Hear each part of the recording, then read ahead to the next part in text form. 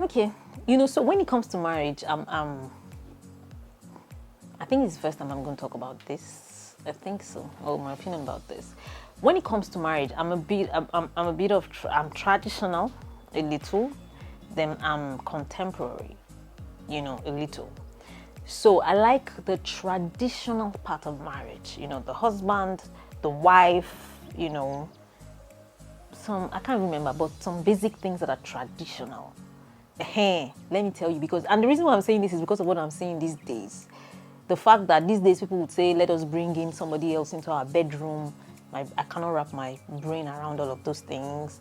Or let us do some weird things. So when it comes to that aspect, I'm very traditional about it. But the part of culture, the cultural part of the fact that the man must be the one that does this, the woman must be the one that does this, it can be very limiting, because that's why I don't talk generally. I dislike when people say men do this, women do this, because it's not true. There are exceptions to every, to these cases. Sometimes, people, they'll say women are emotional. I still posted something this morning on my status. The guy was saying, women are emotional. And somebody bossed me. I am not an emotional woman. So I do not like that. And culture does not understand that. Culture believes that all women are emotional, or religion, or people generally, all men are logical. It's not true. There are some logical women, more logical women, and there are some very emotional men. So it gives me, I don't like it when I see preachers or experts or activists say men do this, women. It's not true. You can mislead people. So that's that part that I'm not comfortable with when it comes to culture, because there's some, there are some houses, there's some, I don't want to go too deep, but let me just try and just say a little thing, or some little things. Let me tell you, when we grow, or when we're growing, people have been altered, maybe by trauma, maybe by childhood upbringing, maybe by, environment. So that shapes you. That can change you or alter you from the kind of man that you were supposed to be if you didn't go through some things. So imagine being married. Look at me now. Look at me. I grew up as a strong, independent woman. I was a single mother since when I was 19. So I am going to be totally different from a girl who never went through that.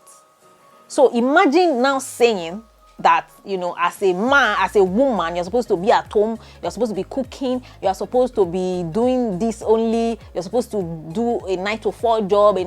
I'm going to go crazy. In fact, there are times that when I'm getting too much, there was a guy I was dating one time like that. And, he liked me to cook, and I was always cooking every day. I was always cleaning the house. I remember one day I started feeling empty. Like, is this all I'm good for? Like, my mates are somewhere busy looking for how to cure cancer. Me, I'm here making edikaikon every day. For you. Like, is this how? Honestly, that is why some people marriages break. I'm telling you, that's how some marriages break.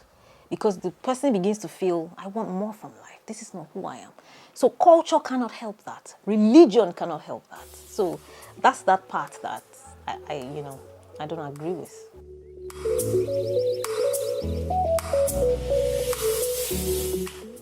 Fully healed. I think healing is till we die. But healed to a considerable extent, yes. And how do I know? How do you know that you're healed? Anyways, is when the things that when you remember the painful things or the things that hurt you, and you remember it doesn't hurt you again, you remember it thankfully, like you're grateful for that experience, and it no longer, that's one. Two, if it no longer controls you, it no longer controls how you do, how you behave, then you're healed, so judging by that, of course, but as by healing 100%, because I don't think anybody who has been through pain, trauma, dysfunction can be 100% healed until we die. I don't think so.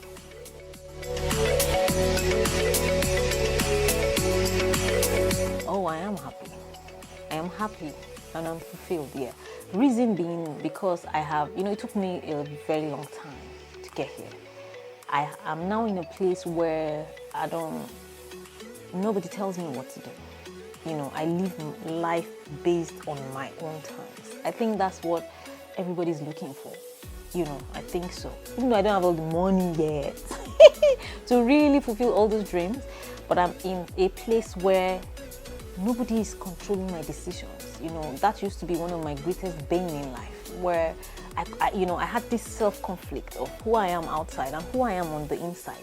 I couldn't wear some clothes, I couldn't say some things, I couldn't behave in some ways, I couldn't go to some places because I would fear what will people say when they find out. You know, I couldn't do this when my family.